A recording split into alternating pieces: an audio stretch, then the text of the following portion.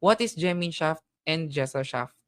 Gemeinschaft, often translated as community, individuals bound together by common norms because of shared physical space and shared beliefs. It refers to a community characterized by strong personal connections, no? Magkakasama, traditional bonds. Kapag kasi Gesellschaft, it is translated as society, self-interest as the primary justification for membership.